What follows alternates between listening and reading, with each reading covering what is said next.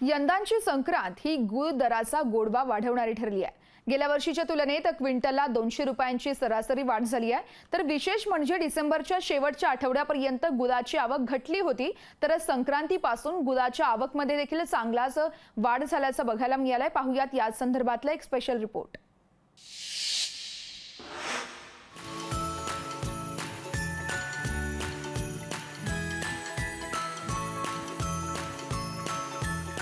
गुजरातमध्ये संक्रांतीसाठी गुळाला विशेष मागणी असते। संक्रांतीचं वाण देण्यासाठी गुळाचा प्रामुख्याने वापर होतो। यामुळे यासाठीची खरेदी जानेवारीच्या पहिल्या आठवड्यापासून सुरू होते। यंदा गेल्या वर्षीच्या तुलनेत गुळाची आवक महिन्याला 1 ते 2 लाख गुळ रव्यांनी कमी होती। मजूर टंचाई आणि इतर कारणांमुळे गुऱ्हाळ घरं यंदा कमी प्रमाणात सुरू झाली। याचा परिणाम यंदाच्या गुळ हंगामावरही दिसून आला। उच्च दर्जाच्या गुळास अनेकदा 5,500 रुपयांपर्यंत दर मिळाला। संक्रांती दरम्यान 5 किलोच्या पॅकिंगची चांगली आवक झाली। या गुळाला 4,500 रुपयांपर्यंत दर होता।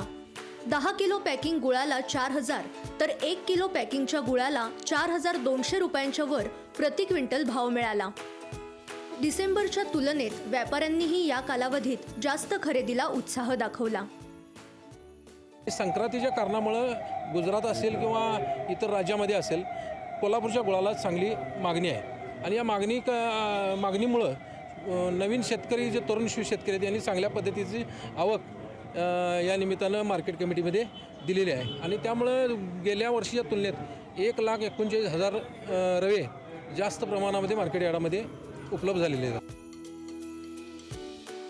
गेल्या 2-3 वर्षांपासून वर्षभर गुळ महाराष्ट्राबरोबरच कर्नाटकातूनही मिळत असल्याने व्यापारी साठवणुकीसाठी जादा गुळ खरेदी करण्यासाठी उत्सुक नसतात।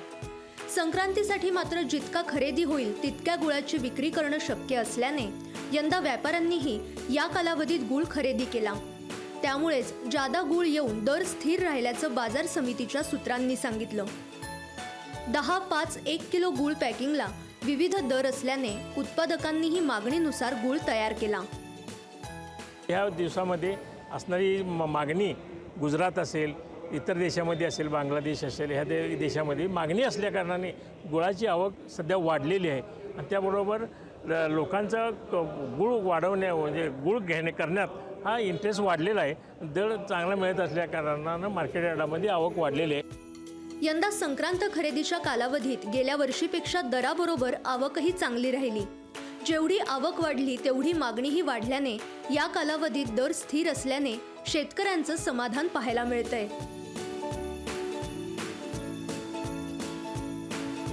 सतेज औंधकर, लोकशाही मराठी, कोल्हापूर।